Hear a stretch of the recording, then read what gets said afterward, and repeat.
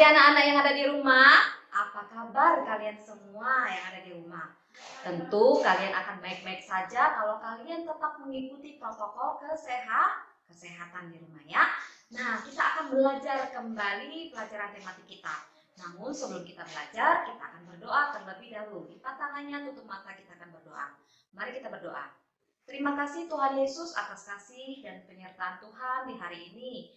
Kami boleh beraktivitas kembali Bapa. Saat ini kami akan memulai pelajaran kami ya Tuhan Yesus. Ajarilah kami Tuhan supaya kami boleh mendapatkan penjelasan dari guru kami sehingga tugas yang diberikan oleh beliau dapat kami kerjakan dengan baik. Terpujilah namamu Bapa, dalam nama Tuhan Yesus. Haleluya.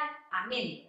Oke anak-anak, kita akan belajar buku tematiknya di pembelajaran kelima dan pembelajaran keenam ya. Oke, sekarang buka buku tematiknya pembelajaran kelima. Lihat di halaman 99. Nah, di sana ada gambar. Gambar ini adalah ilustrasi atau contoh ya yang menunjukkan suasana di pasar. Bagaimana sih kondisi di pasar itu? Tentunya kondisinya ramai, banyak penjual, banyak juga pembeli, banyak juga barang dagangan-dagangan yang dilihat. Nah, di sana ada cerita tentang Tiara dan teman-teman, ada foto. Nah, di sini kita akan belajar bagaimana cara kita untuk bercerita dengan adanya satu cerita bersambung ya, dari cerita yang satu masuk ke cerita yang kedua, seperti kita membuat satu tulisan dari paragraf 1 ke paragraf kedua, ke paragraf ketiga, ke paragraf keempat ya. Nah, sekarang lihat. Di sana kita buka halaman 100 langsung ya.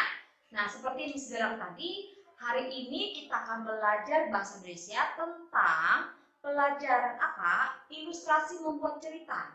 Nah, kalau kita membaca teks bacaan, tentunya di setiap teks itu ada paragraf 1, 2, 3, 4 dan sampai seterusnya sampai selesai paragraf tersebut ya, cerita tersebut. Nah, di sini ada cerita bergambar, ada gambar. Nah, kalian tugasnya adalah menceritakan apa kira-kira isi dari gambar cerita ini ya.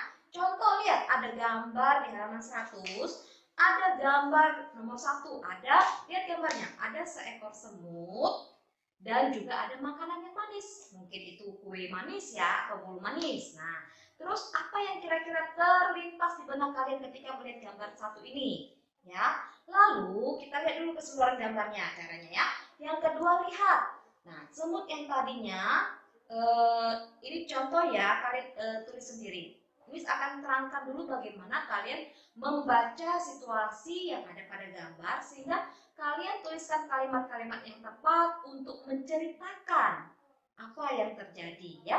Lihat gambar 1.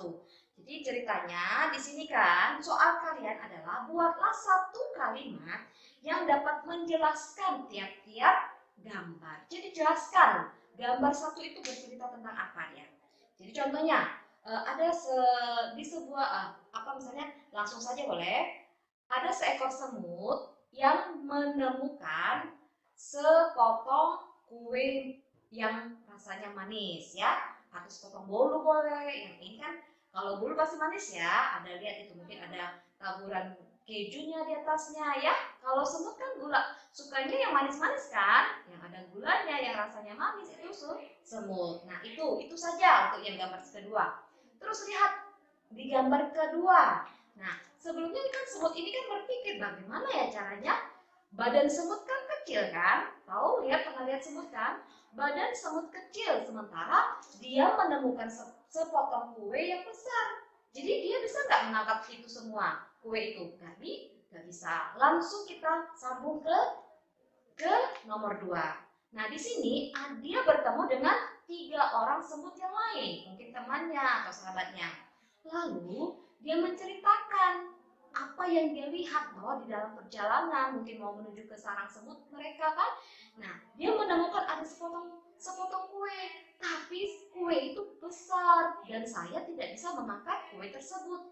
Bagaimana menurut pendapat kalian? Nah kira-kira itu percakapan mereka ya. Oke, kami akan bantu, tapi kamu harus membaginya sama kami ya. Oke, nggak masalah. Nah, kira-kira seperti itu. Nah, terus lanjut ke Gambar ketiga. Gambar ketiga akhirnya mereka menjadi berempat. Nah, mereka berempat ini mengangkat datang dulu ya, datang ke tempat kue tersebut dan mengangkat kue itu. Mengangkatnya kan artinya kalau pekerjaan kembali kepada kegiatan kita yang kemarin. Kalau pekerjaan dilakukan seorang diri, lihat ini, dia mampu nggak mengangkat sepotong kue yang besar? Seekor semut. Jadi kalau pekerjaan dilakukan seorang diri, yang pekerjaan itu berat ya menurut dia pasti tidak mampu, tidak sanggup. Tetapi ketika dia memanggil teman-temannya, ketiga orang lagi, akhirnya mereka menjadi berempat mengangkat sepotong kue yang besar. Bisa nggak diangkat? Tuh lihat, mereka kan bisa mengangkatnya kan? Nah, di akhir cerita, pada akhirnya kue itu dibawa kemana kira-kira? Anggaplah ke sarang semut ya. Nah, ke tempat tinggal mereka, sarang semut. Nah, akhirnya di tempat tinggal mereka atau di sarang semut mereka bisa menikmati sepotong kue itu dengan makan bersama. Nah, kira-kira yang dilihat di sini, yang Miss lihat di sini, bagaimana kalian menceritakan apa yang ada di gambar ya. Misalkan ada situasi seperti ini, ada gambar 1, 2, 3, 4. Kira-kira kalian nalar dulu. Ini kira-kira gambarnya apa ya? Lanjut ke nomor 2, lihat nomor 2-nya berurutan. Lanjut udah begitu ketiga dan keempat ya. Jadi ada 4 gambar dan masing-masing kalian ceritakan.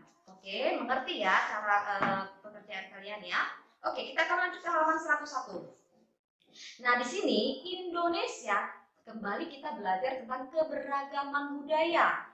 Budaya itu adalah sesuatu yang ada di dalam setiap suku-suku bangsa. Indonesia terdiri dari Sabang dan sampai Merauke. Banyak pulau-pulau, banyak provinsi. Provinsi itu adalah tempat tinggal ya. Nah, ada 34 provinsi saat ini yang ada di Indonesia ya. Dicatat 34 provinsi yang ada di Indonesia ya. Nah, dengan penduduk Indonesia lebih dari 200 jiwa dari Sabang sampai Merauke, dihitung semuanya, disensus akhirnya kira-kira 200 juta jiwa. Banyak nggak Indonesia ini penduduknya?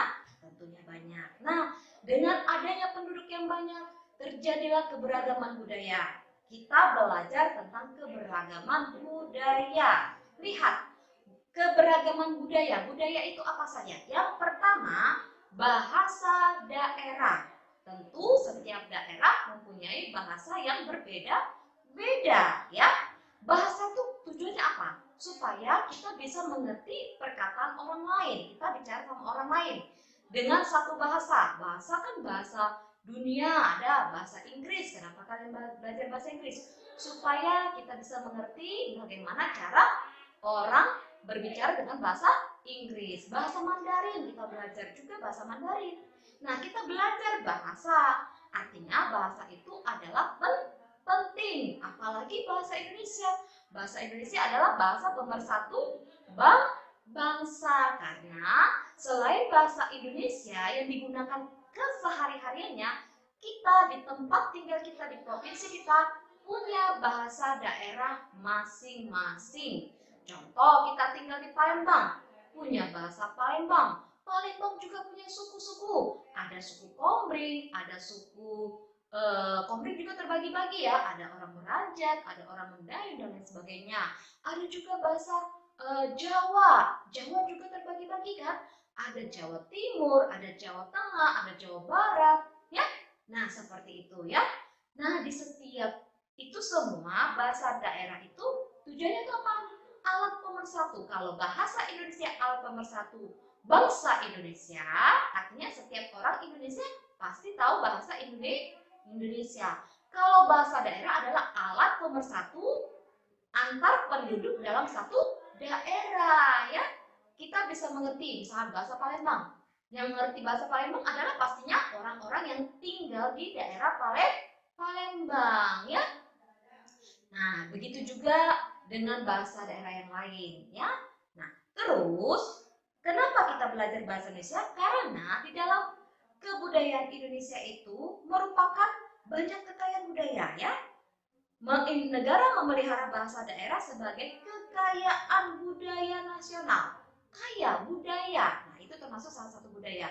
Dan bahasa juga tercantum dalam Undang-Undang Dasar 1945 ya.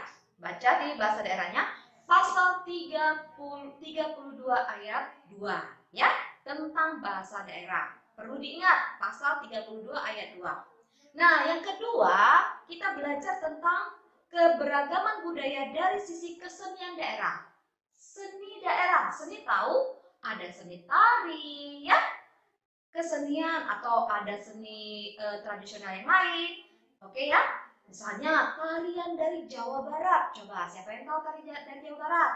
Ya, di sini ditulis di bukunya tari merak. Itu nama tarian dari Jawa Barat. Ternyata di Bali juga ada tarian daerahnya. Namanya tari pendek. Terus di Sulawesi Selatan juga ada tarian daerahnya sendiri. Namanya Gandrang Bulo. Ya, ada di bukunya. Nah, selain tarian daerah, juga ada lagu. Jadi kalau kesenian itu yaitu tarian dan lagu ya. Gerak dan tari. Gerak itu menari, lagu itu menyanyi. Lagu daerah. Pernah dengar? Yang koram biangku, yang koram biangku. Nah, itu pasti pernah dengar ya. Terus Gambang Suling di bukunya. Lihat di bukunya. Terus apalagi ya? Banyak ya, ayam den lampe. Ayam den lampe bisa. Kalau dari Palembang apa? Gending Sriwijaya. Nah, itu lagu daerah ya. Gending Sriwijaya. Oke ya. Nah, begitu juga dengan alat musik. Wih, kaya banget ya. Alat musik di negara Indonesia banyak, dari suku, dari daerah yang satu dengan daerah yang lain berbeda. Karena alat musik itu kita mainkan dalam bentuk dan cara memainkannya berbeda-beda.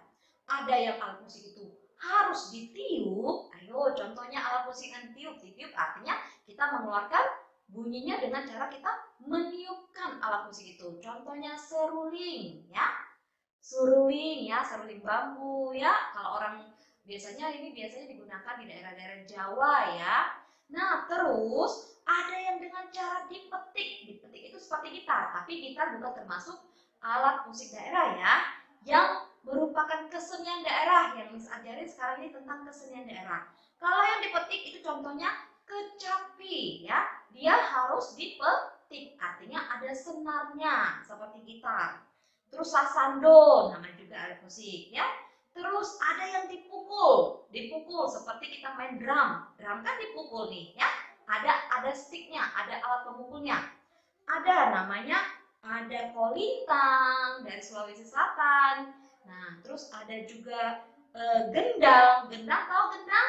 Gendang tahu? Itu biasanya digunakan di Jawa juga. Kalau kita mendengar lagu musik dangdut, itu ada gendang, ada seruling ya.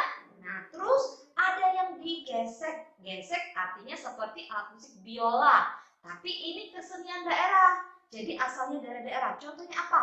Arbab. Arbab itu dari Aceh ya, nama alat musiknya.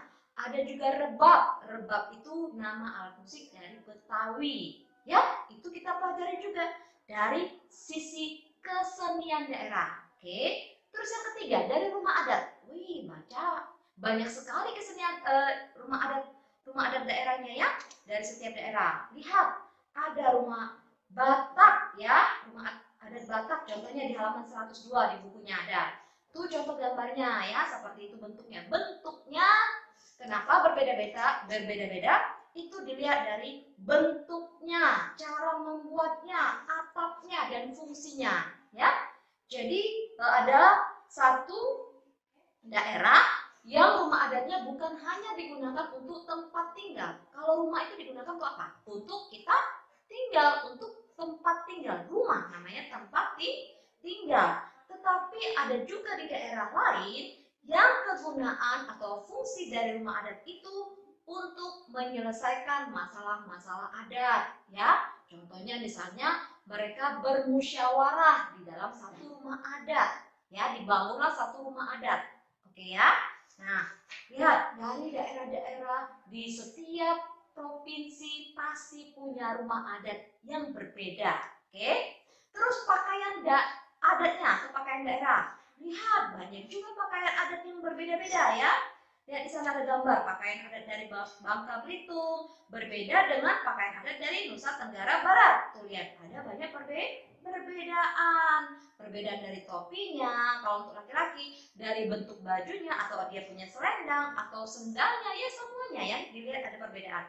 Terus yang perempuan dilihat, mungkin dia seperti kalau perempuan punya mahkota yang berbeda untuk kepalanya, cara sanggulnya mungkin, atau cara pakaiannya, pernak-pernik atau atribut yang digunakan itu pasti berbeda-beda ya. Yang kelima, yang terakhir adalah senjata tradisional. Tahu senjata? Iya, senjata itu sesuatu yang digunakan untuk berperang pada saat itu, karena dulu itu bisa untuk berburu, bisa untuk memotong kayu, untuk upacara adat, itu ya tujuan dari senjata itu digunakan. Lihat di sana ada gambar di halaman 103, contohnya rencong. Nah, itu senjata daerah tradisional dari Aceh, Nangro Aceh Darussalam. Itu bentuknya seperti keris ya, keris tapi namanya rencong kalau di Aceh. Cuman kalau dia di Jawa Barat seperti keris juga, namanya kujang. Namanya berbeda-beda, tetapi tujuannya sama. Misalnya bentuknya memang keris, tapi kalau di Jawa Barat namanya kujang, kalau di Aceh namanya apa? Rencong ya. Nah, seperti itu senjata tradisional yang digunakan di setiap daerah tentu berbeda ya. Itu penjelasan Miss dari pembelajaran kelima ya. Sekarang tugasnya nggak ada ya, misalnya menjelaskan di pembelajaran kelima ini. Tapi kalian perhatikan. Oke, kita akan lanjut di buku LKS ya, pembelajaran kelima. Lihat di sana, apresiasi seni. Garis bawahi informasi yang penting. Miss tidak akan menyuruh kalian, tapi garis bawahi. Karena apapun yang ada di bukunya tentang apa yang dimaksud, pengertian, contoh atau hal-hal yang perlu kalian garis bawahi, kalian tulis sendiri ya. Sudah harus ada inisiatif kalian, harus mandiri ya, tanpa disuruh lagi ya. Lihat di sana, ke apresiasi seni. Apa itu pengertiannya? Adalah suatu penilaian terhadap suatu karya seni mulai dari mengenal, terus menilai itu bagaimana caranya, dan menghargai makna atau nilai-nilai yang terkandung dalam karya seni tersebut. Nah, terus lanjut baca. Tuh, lihat ada tari daerah mana itu? Lihat, ada contohnya. Tari Saman. Tari Saman adalah tarian daerah yang berasal dari Aceh ya. Lihat gerakan tarinya. Nah, itu. Oke, sekarang kita akan lanjut penilaian sikap di halaman 80 tidak usah dikerjakan, matematika juga tidak usah dikerjakan. Kita akan lanjut ke halaman 82 dan seterusnya. Nah, ini masalah suku bangsa. Lihat di halaman 83. Ya, keberagaman daerah itu juga ada suku bangsa seperti Miss bilang tadi. Suku bangsa itu banyak ya. Ada suku Batak, ada suku Dayak, ada suku Ambon, ada suku apa lagi? Papua, ada suku Manado ya. Banyak, Indonesia sangat banyak suku bangsa di Indonesia. Terus budaya, seperti penjelasan Miss tadi di buku tematiknya ya. Budaya itu tradisi. Jadi tradisi apa yang sering dilakukan oleh masyarakat setempat terhadap adat mereka ya. Contoh di sini adalah tradisi apa nih? Ada di Bali tradisi ngaben. Ngaben itu apa? Contoh aja. Contoh, ngaben itu tradisi untuk pembakaran mayat ya di Bali ya, namanya di Bali ya. Oke, kita akan lanjut. Ini matematika, jadi tidak usah dilakukan. Nah, tugas kalian di pembelajaran kelima adalah survei karakter. Lihat di halaman 84. Lihat halaman 84. Berikan tanda benar pada kolom yang sesuai menurutmu. Jadi, jawablah setuju atau tidak setuju dari pernyataan yang ada di halaman 84 ya. Dikerjakan. Oke? Nah, kita akan masuk ke pembelajaran ke-6. Kembali bukunya dibuka, buku tematiknya dibuka. Lihat di sana, halaman 105, pembelajaran ke-6. Di sini ada cerita tentang duta, tentang pentas seni. Itu nggak usah dilewatkan saja. Kita akan masuk ke 106. Bagaimana seharusnya? Lihat situasi yang terjadi pada soal. Pada saat menari di depan kelas, tangan Edo tidak sengaja mengenai wajah Amir dan seterusnya. Ya, baca. Menurutmu bagaimana sikap Edo dan Amir? Soal 1. Soal yang kedua, apakah mereka sudah menunjukkan sikap kerjasama yang baik? Nah, itu kalian jawab di bukunya. Kalau tidak muat, taruh aja di sini, nak, ya. Tapi tulis keterangannya. Nih, ini ada lembaran yang kosong ya. Tulis keterangannya. Jawaban dari, tulis keterangannya. Bagaimana seharusnya halaman 106 ya. Nah, kita akan lanjut. Itu tugas kalian. Bagaimana seharusnya dikerjakan. Kita akan lanjut. Lihat di sana. Di halaman 106 masih beberapa cara melestarikan budaya daerah kita. Nah, Miss tadi kan sudah bilang bagaimana kesenian daerah, budaya, adat istiadat, bagaimana cara kita memperkenalkan budaya dan adat istiadat dari daerah kita kepada orang lain. Bagaimana caranya? Yang pertama, mengenal berbagai budaya daerah. Jadi, kita harus tahu budaya dari daerah yang lain. Kita pelajari. Pelajari itu apa? Supaya kita tahu, oh ternyata budaya daerah mereka seperti ini loh. Jadi dengan kita mengetahuinya artinya kita menghargai ya, menghormati. Kalau suatu hari mereka melakukan adat istiadat mereka, tradisi mereka, kita sudah tahu bahwa itu adalah budaya mereka ya. Yang kedua, mempelajari berbagai budaya daerah, misalnya mempelajari tarian, mempelajari alat musiknya ya. Kita pelajari, bukan cuma kita belajar gitar aja, tapi kita juga belajar misalnya kolintang yang dipukul, yang dipetik tadi apa ya, yang digesek tadi apa ya, yang ditiup tadi apa ya, gendang ya, kita bisa belajar. Nah, anak-anak ingat angklung, pernah lihat angklung? Di sekolah kita ada angklung. Angklung itu berasal dari mana?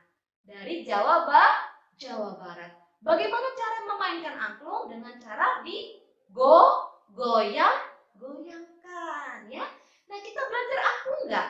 Iya, karena dengan cara mempelajari angklung itu menimbulkan sikap kita bangga kita punya alat musik angklung. Angklung itu sudah terkenal loh di luar negeri sana.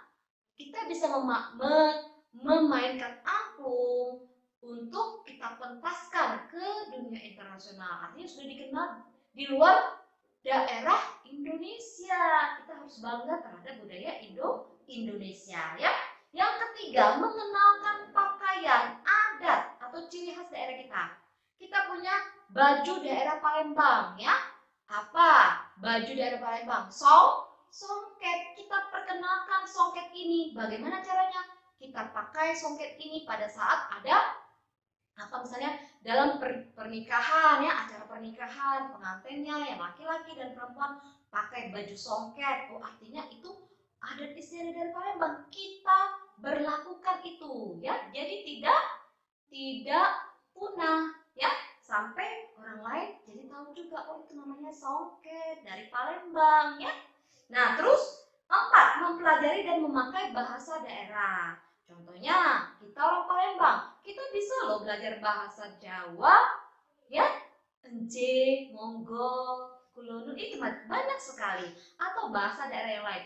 Tapi kita tidak boleh mengejeknya. Kita harus mempelajarinya, tetapi tidak, tujuannya bukan untuk mengejek ya. Yang kelima, membentuk organisasi kesenian dan kebudayaan di tiap daerah. Jadi kita bentuk organisasi, bentuk wadah, bentuk tempat, misalnya Sanggar Seni Tari Tanggai ada ya. Sanggar Seni Tari Tanggai artinya kita membentuk satu kesenian tarian daerah. Kita bentuk itu tujuannya apa? Supaya orang lain ingin belajar, ya, ingin kursus, ingin mengetahui, ingin memperdalam tarian Tanggai yang merupakan tarian daerah dari Palembang. Kita bentuk organisasinya ya, atau kumpulan masyarakat Palembang, atau kumpulan masyarakat suku Kombring contohnya ya, suku Jawa contoh. Jadi kita bentuk wadah. Jadi kalau ada masalah, ada yang harus dipergumulkan, yang harus dibahas, dimusyawarahkan, kita sudah ada wadahnya, kita sudah ada organisasinya ya. Nah itu, terus halaman 107. Lihat di sana ada contoh pagelaran wayang. Nih, pernah lihat pasti ya di TV wayang. Wayang itu kan yang mainin wayang itu siapa namanya? Dalang. Nah, lihat di sana. Ini merupakan tradisi pagelaran wayang ini dari asalnya dari mana? Dari Jawa. Nah, tugas kalian tulislah pengalaman kalian saat mengikuti pagelaran budaya. Ada nggak kalian mengetahui budaya Palembang, pagelaran seni apa yang pernah? Misal tari tanggai atau tari gending Sriwijaya, kapan itu digunakan ya? Itu merupakan pagelaran seni juga kan? Contoh, kalau saat kita melihat penyambutan pengantin atau menyambut tamu-tamu kehormatan, misalnya Presiden Jokowi datang ke Palembang, pasti sambutannya dimulai dengan tari-tarian daerah, tari-tarian adat. Salah satunya tari tangga ya, itu merupakan tarian penyambutan tamu-tamu istimewa ya, tamu-tamu provinsi ya. Nah itu ya, apa tujuan tangga itu? Nah kalian cari tahu, oke. Nah kita akan belajar di LKS sama seperti itu. Dilihat lagi, dibaca literasi yang ada di sini ya, di halaman 85, LKS 85 dibaca. Nah tugas kalian adalah penilaian pengetahuan. Tahukah kamu permainan tradisional engklek bagaimana caranya? Dapat dimainkan dengan beberapa cara yang berbeda. Lihat engklek itu ya. Nah sekarang tugasnya adalah temukan dan tuliskan gagasan pokok dan gagasan pendukung pada paragraf di atas. Itu dijawab, gagasan pokok paragraf 1 apa, paragraf 2 apa, pendukung gagasan 1 paragraf 1 apa, paragraf 2 apa ya. Kita lanjut. Engklek adalah permainan anak tradisional yang populer di Indonesia, khususnya di masyarakat pedesaan. Jadi pada zaman dulu tidak seperti sekarang ini, anak-anak sekarang hanya main HP, nggak ada permainan tradisionalnya, sudah berkurang ya. Apalagi di masa pandemi ini ya, kita juga prihatin, jadi kita nggak ketemu dengan orang lain. Tapi kalau zaman dahulu, anak-anak itu suka bermain bersama, itulah namanya permainan tradisional. Tuh lihat bagaimana caranya. Nah ini kalian baca tentang engklek itu di halaman 86 ya. Terus 87. Engklek itu kalau di Palembang itu cak engkling ya, cak engkling itu yang kalian pernah mainkan di sekolah ya. Miss pernah ajarin juga tuh sama Kris kalau nggak salah, sama siapa juga ya, sama Ipen juga pernah main engklek. Itu permainan tradisional ya.